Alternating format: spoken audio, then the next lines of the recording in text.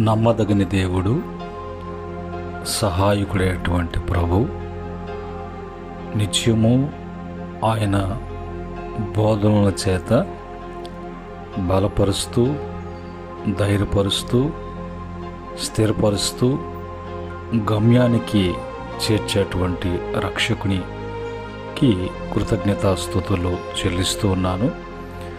తిరిగి ప్రియమైన దేవుని బిడ్డలారా, మనము ప్రతిరోజు సాయంత్రకాల సమయమందు మరి గ్రంథ ధ్యానాలలో కీర్తనల గ్రంథంలో నుంచి మనము ప్రారంభించాం. మొదటి కీర్తన పూర్తి చేసుకొని రెండవ కీర్తనలో 9-10 చరణాలలో మనము ప్రవేశించబోతున్నాం. ఈ యొక్క కీర్తన యేసు ప్రభువును గురించి ముందుగా పలికినటువంటి ప్రవచన వాక్కులు, ఆయన ఈ లోకానికి ఏ విధంగా ఆయన రానై ఉన్నారు, ఆయన వచ్చిన తర్వాత ఆయన యొక్క బోధ అనేది ఏ విధంగా చేస్తారు, తద్వారా ఆయన ఆయనకు బోధకు అందరూ కూడా కట్టుబడినటువంటి వారుగా ఆ బోధను విని వాళ్ళ మనసులు మార్చుకున్నటువంటి వారందరూ కూడా మరి ఆయన పరిపాలకుడిగా, రాజుగా, వెళ్ళేటువంటి ప్రభువుగా వారు ఆయన బట్టి వారు దీవించబడతారు. ఒకవేళ ఆయన యొక్క పరలోకం నుంచి దిగి వచ్చినటువంటి దైవ కుమారుని యొక్క బోధను ఎవరైతే తృణీకరించి వారి యొక్క ఇష్టాలు వాళ్ళు ఆ బోధకు వాళ్ళకు పడనట్లుగా, ఒకవేళ వాళ్ళ ఇష్టానుసారమైనటువంటి జీవితాలను, వాళ్ళ ఇష్టానుసారమైనటువంటి పరిపాలన కోరుకున్నటువంటి వారికి మరి ఎలాంటి శిక్షలు ఉంటాయో, ఎలాంటి నష్టాలు ఉంటాయో అనేది ఈ యొక్క కీర్తనలో మనము చదువుకుంటూ ధ్యానిస్తూ వచ్చాం. ఈరోజు కూడా రెండవ కీర్తన 9-10 చరణములో ఉన్నటువంటి మాటలను చదువుకొని ప్రార్థనా పూర్వకముగా మనం ధ్యానం చేద్దాం. ఇక్కడ ఇనుప దండములతో నీవు వారిని నలగగొట్టినట్లు వారిని ముక్కలు చెక్కలుగా పగలగొట్టెదవు. కాబట్టి రాజులారా వివేకులై ఉండుడి, భూపతులారా బోధనందుడి. పరిశుద్ధుడైనటువంటి మా ప్రభు నిత్యముగా ఉపదేశకుడిగా, మంచి బోధకుడిగా, మాకు ప్రతిదీ కూడా బోధించేటువంటి పరమందు మా బోధకుడా, ఈ సమయంలో మీరు వ్రాయించినటువంటి మీ మాటలను మేము హృదయపూర్వకముగా ధ్యానం చేస్తుండగా మీ ఆత్మ సహాయాన్ని బట్టి మాకు ప్రతిదీ కూడా వివరించి బోధించండి, అర్థంలోకి, అవగాహనలోకి మూలు నడిపించమని యేసుక్రీస్తు వారి యొక్క దివ్యమైన నామములో అడిగి వేడుకుంటున్నాము తండ్రి, ఆమేన్. ప్రియమైన దేవుని బిడ్డలారా, మనము చదువుకున్నటువంటి మాటలలో ఆ ఏలేటువంటి రాజు ప్రభువు ఆయన యొక్క మొదటిసారిగా ఈ లోకానికి సాత్వికుడిగా, దీనుడిగా, ఆయన మానవుల కొరకు దరిద్రుడిగా, మానవుల కొరకు తన శరీరమైన పరిశుద్ధమైన శరీరాన్ని పాప శరీరముగా విమోచనకు, రక్షణకు, వారందరూ కూడా నిత్య జీవము చేర్చబడటానికి మొదటి రాకడలో యేసు ప్రభు వారు ఆయన తను తగ్గించుకొని సిలువ మరణము పొందినంతగా ఆయన తగ్గించుకొని ఈ లోకానికి వచ్చి ఆయన సాత్వికుడిగా ఆయన ఈ లోకానికి రావటం జరిగింది.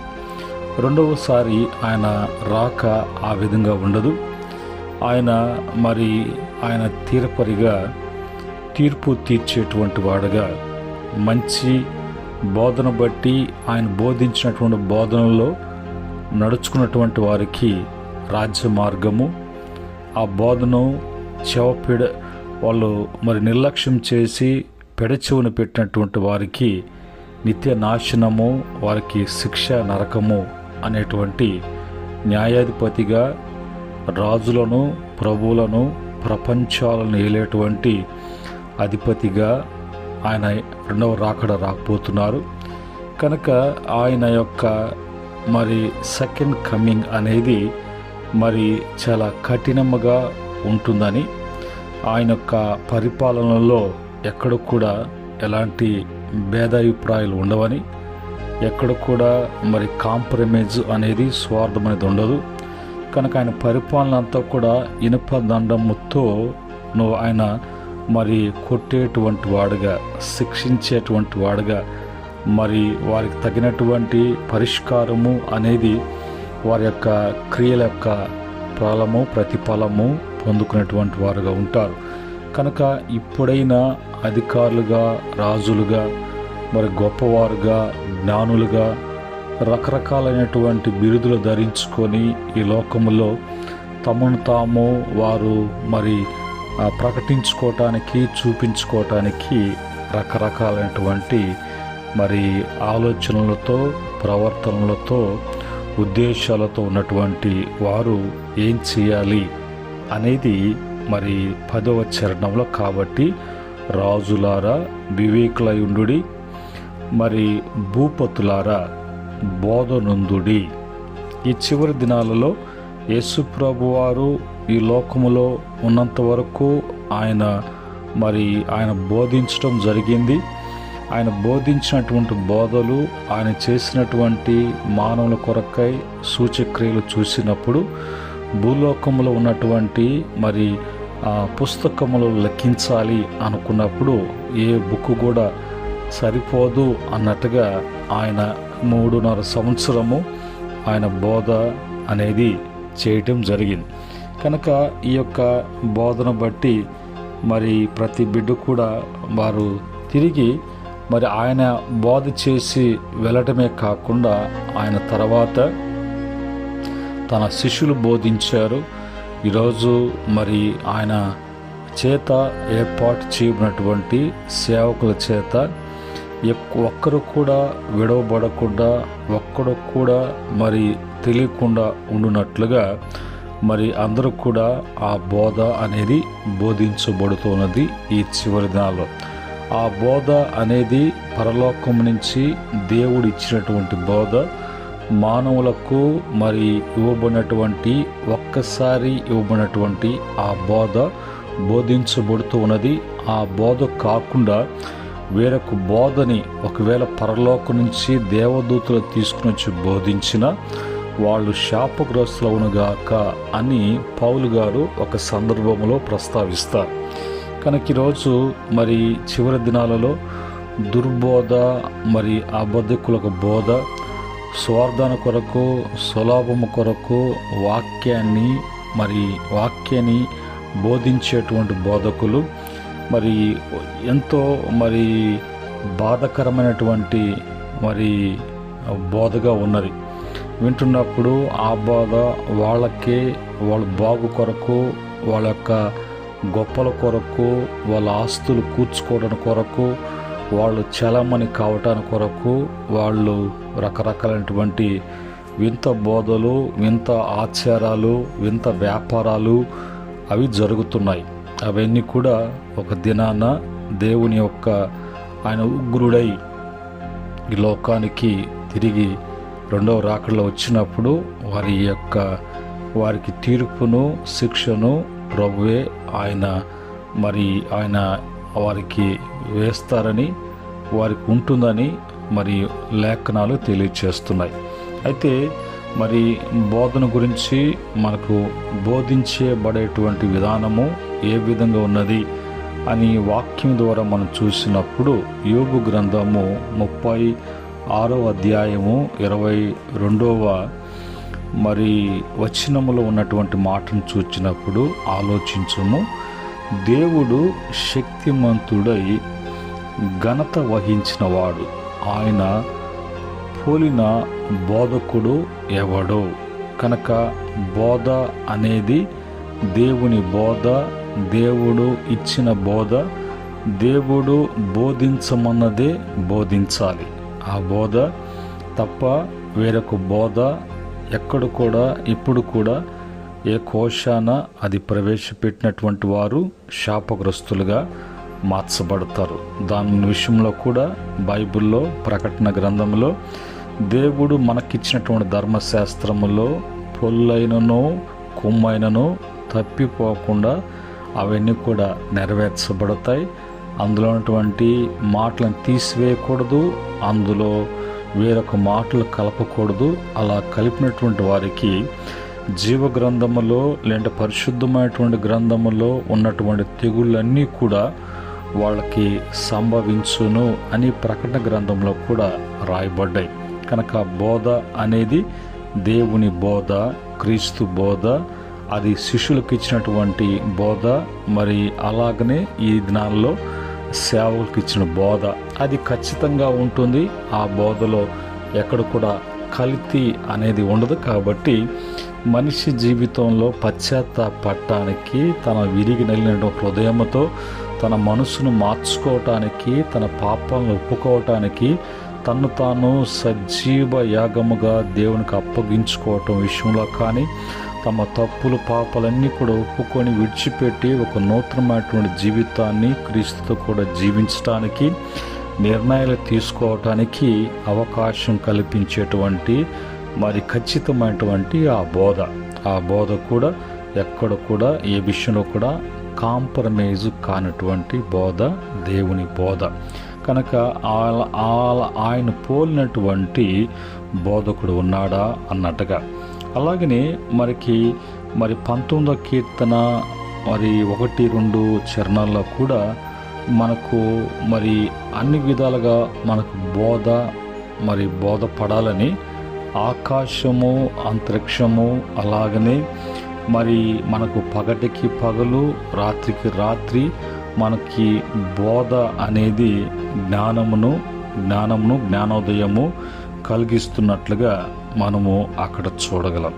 కనుక ఈరోజు దేవుని యొక్క బోధ ఏ విధంగా బోధించబడుతున్నది, ఏ విధంగా మనకు బోధించబడుతున్నప్పుడు ఆ బోధన మన జీవితంలోకి అన్వయించుకొని అవగాహనలోనికి మనం వెళ్ళటానికి మన తగినటువంటి మరి ఆలోచన కలిగినటువంటి వారుగా ఉండటానికి దేవుని వాక్యంలోకి మరొక మరి వచనంలోకి వెళ్ళినప్పుడు 25వ కీర్తన 12వ చరణము, 27వ కీర్తన 11వ చరణంలో కూడా చూసినప్పుడు మనకు అక్కడ ఉన్నటువంటి మాటలు మనకి అర్థమవుతాయి. 25వ కీర్తన 12వ చరణంలో యెహోవా యందు భయభక్తులు గలవాడెవడో వాడు కోరుకొనవలసిన మార్గమును ఆయన వానికి బోధించును.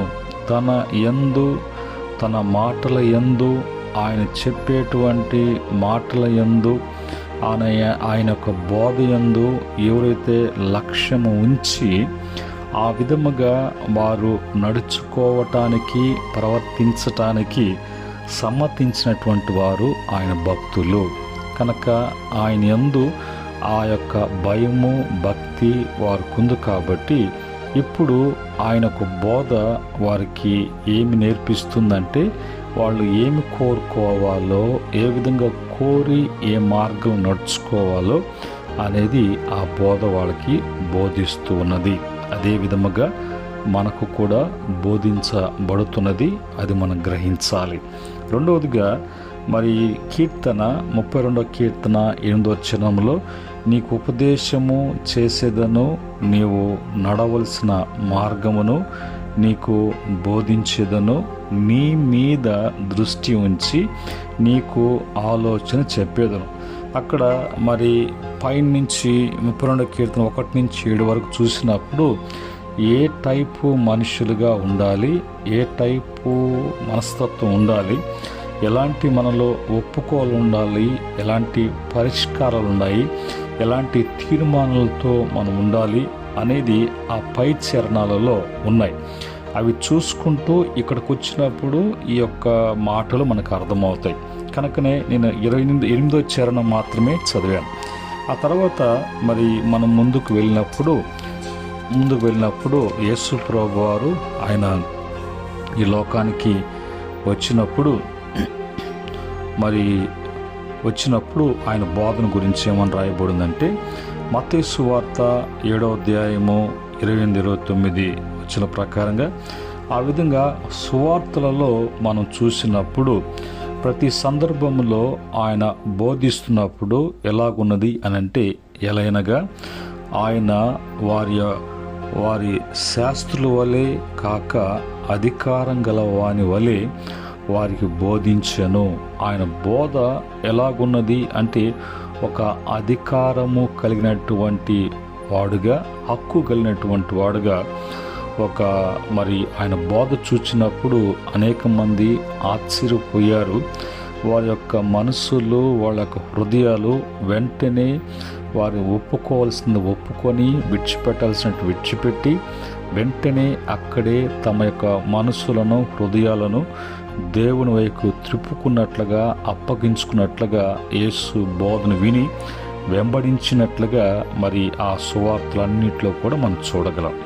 ఆ క్రమంలో మరి ఆ తర్వాత బోధించినటువంటి వారు, ఆ బోధన తర్వాత యేసు ప్రభు వారు తన శిష్యులకు ఆ విధంగా వాళ్ళు బోధిస్తూ అనేక మందిని దేవునికి, యేసు ప్రభుకు శిష్యులుగా మార్చబడినటువంటి శిష్యులు అట్లాగా ఈరోజు మరి సేవకులు, ఆయా సందర్భాల్లో సువార్థికులు, ఉపదేశకులు, ప్రవక్తల ద్వారా మరి ఈ యొక్క బోధ మనకు అందించబడుతున్నది.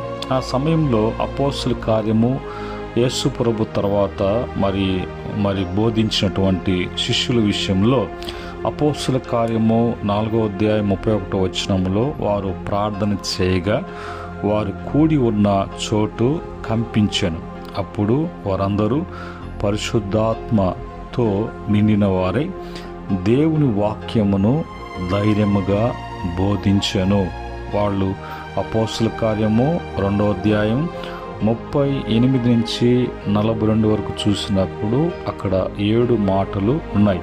అక్కడ వాళ్ళు బోధిస్తున్నప్పుడు వాళ్ళ యొక్క హృదయాలు నొచ్చుకున్నట్లుగా, ఆ వాక్యము ఖడ్గముగా, బల్యముగా, శూలముగా వాళ్ళ హృదయాల్లో మరి గుచ్చుకొని పోయినట్లుగా, మరి అవి చీల్చబడినటువంటి ఇదిగా అనిపించినట్లుగా, మేము ఏమి చెయ్యాలి? వాళ్ళకి అక్కడ కోపము, రోషము, తిరుగుబాటు రాలేదు, కానీ ఆ యొక్క పరిశుద్ధాత్మ శక్తి చేత నింపబడి వాళ్ళు ధైర్యంగా బోధిస్తున్నప్పుడు ఆ బోధకు వారి యొక్క హృదయాలను నొచ్చుకొని వెంటనే మేము ఏమి చెయ్యాలి, మేము ఏ విధంగా జీవించాలి అని దానికి వాళ్ళు పరిష్కారంగా అడిగారే, కానీ వాళ్ళు విరోధ భావంతో తిరగబడినటువంటి సందర్భము అక్కడ కనిపించలేదు. కారణం బోధ మనుషుల బోధ కాదు, ఆ బోధ మరి దేవుని యొక్క బోధ.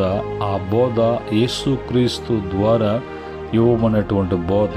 ఆ బోధను బోధించడానికి ప్రార్థనాపూర్వకంగా దేవుని యొక్క శక్తి చేత నింపబడి వాళ్ళు బోధించినటువంటి బోధ.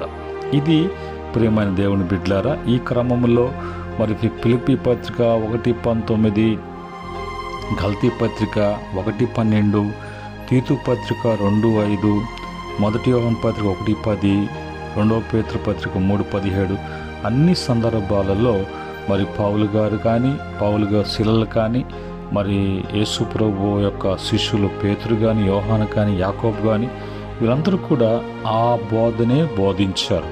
మరి ఇంకా ఖచ్చితంగా ఘాటుగా మరి బోధించినటువంటి బోధకుడు బాప్తిస్మ ఇచ్చేటువంటి యోహాను. జకర్యా, ఎలిజబెతులకు వృద్ధాప్యములో వారికి అనుగ్రహించబడినటువంటి దేవుని కనికరమును బట్టి మరి కలిగినటువంటి సంతానము ఆయన మండుచున్నటువంటి దివిటే అని రాయబడింది. ఆయన యొక్క బోధ అనేక హృదయాలు దేవుని వైపు త్రిప్పేటువంటి బోధ. ఆ బోధ ఆయనకు బోధించటానికి ఆ వాక్యము ఆయనకి ఎలాగా అందించబడింది, పుట్టినప్పటి నుంచి పెరిగి అతను ప్రభు పరిచర్యకు రావటానికి వరకు ఎక్కడ ఉండి పెరిగాడు అంటే బాప్తిస్మిచ్చి యోహాను అరణ్యములో ఉండి ఆయన పెరిగాడు. అరణ్యములో ఉన్నటువంటి యోహానుకు పరలోకము నుంచి దేవుని యొద్ద నుంచి దేవుని యొక్క వాక్యము అరణ్యములో ఉన్నటువంటి యోహానుకు అందించబడెను. ఆ వాక్యాన్ని అతను ప్రకటించినప్పుడు అనేక మంది మారు మనసు పొంది వాళ్ళు వచ్చి తమ పాపాలు ఒప్పుకొని వాళ్ళు నీటి బాప్తిసం తీసుకొని దేవుని యొక్క బిడ్డలుగా విశ్వాసులుగా వాళ్ళు మార్చబడినారు. ఆ టైంలో వెంటనే బోధిస్తూ ఆయన ఒక మాట అన్నాడు. అక్కడ శాస్త్రులు, పరిసయ్యులు, సద్దుకులు కూడా వచ్చారు. గొప్ప గొప్ప వాళ్ళు కూడా వచ్చి అక్కడ వాళ్ళు ఉన్నప్పుడు సర్ప సంతానమా రాబోయేటువంటి ఉగ్రతను గురించి మీకు చెప్పినటువంటి వారు ఎవరు అని అన్నట్టుగా ఆ మాటకి వాళ్ళకున్నటువంటి ఆ పరిసయ్యుల బోధ వాళ్ళ యొక్క సమాజంలో అగ్రస్థానం కోరుకుంటూ నిలువిటు అంగీలు వేసుకొని ఖరీదైన వస్త్రాలతో అందరి చేత వందనాలు వంగి వంగి దండాలు పెట్టుకోవటం, వాళ్ళకి దశమ భాగాలు ఏది కూడా జీలకర్ర కరేపాకు అట్టమంటి ఏది కూడా విడిచిపెట్టకుండా అన్నిటినీ దోచుకునేటువంటి బోధ చేసేటువంటి బోధకులు కూడా వారు అవన్నీ ప్రక్కన పెట్టి వచ్చినప్పుడు మీకు బుద్ధి చెప్పినటువంటి వారు ఎవరు అన్నట్టుగా ఆ మాట అన్నారు. కనుక ఇది ఖచ్చితమైనటువంటి బోధ, దేవుని వాక్యం చేత ఇవ్వబడినటువంటి బోధ. ఈ బోధకి ఎవరైతే కట్టుబడి ఉంటారో, ఈ బోధ చేత ఎవరైతే కట్టబడతారో వాళ్ళు ధన్యులు, వాళ్ళకి మేలు జరుగుతుంది. వారు సిద్ధపరచబడుతున్నటువంటి సంఘములో వాళ్ళు ప్రభు రాజ్యానికి యోగ్యులుగా పరిశుద్ధాత్మ దేవుడు వాళ్ళని సిద్ధపరుస్తూ అలంకరిస్తున్నటువంటి అనుభవంలోకి వాళ్ళు వెళతారు. ఇట్టి స్థితి, ఇట్టి కృప యేసుక్రీస్తు ద్వారా ప్రతి బిడ్డకు కూడా అందించబడునుగాక. ఎవరు కూడా ఎలాంటి దుర్బోధకు అలవాటు కాకుండా ప్రభు తప్పించి ప్రతి బిడ్డకు కూడా నిత్య జీవము అనుగ్రహించునుగాక. ప్రేమగల తండ్రి, కృపగలిగినటువంటి మా ప్రభు, ఈరోజు మీ మాటలు మేము విన్నాం. ఆ మాటలను బట్టి మాలో ఉన్నటువంటి లోటుపాట్లను చూసుకోవటానికి, అవకతవకలను సరిచేసుకోవటానికి, సరిదిద్దుకోవడానికి, మమ్మల్ని మేము మీకు అప్పగించుకోవటానికి, మా హృదయాలు ఇంక నుంచి లోకం మీద, లోక ఆకర్షణ మీద కాకుండా మా హృదయాలు నీ వైపు త్రిప్పుకొని మా హృదయాలలో యేసుక్రీస్తుని మేము ప్రతిష్ఠించుకొని ఒక ప్రత్యేకించబడినటువంటి ప్రతిష్టా జీవితాన్ని జీవించడానికి సహాయం చేయమని, బలపరచమని యేసుక్రీస్తు నామములు అడిగి వేడుకుంటున్నాము తండ్రి. ఆమెన్. పరమ తండ్రి, దేవుని ప్రేమ, కృప, సమాధానం మాటలు వింటున్న బిడ్డలకును, ఎంతమందికి ఈ మాటలు అందించబడుతున్నాయో అవన్నీ కూడా విని అంగీకరించి అనుసరిస్తున్న బిడ్డలకును, సకల పరిశుద్ధులకును, ఆయన దాసులకును సదా తోడై నడిపించునుగాక. ఆమెన్.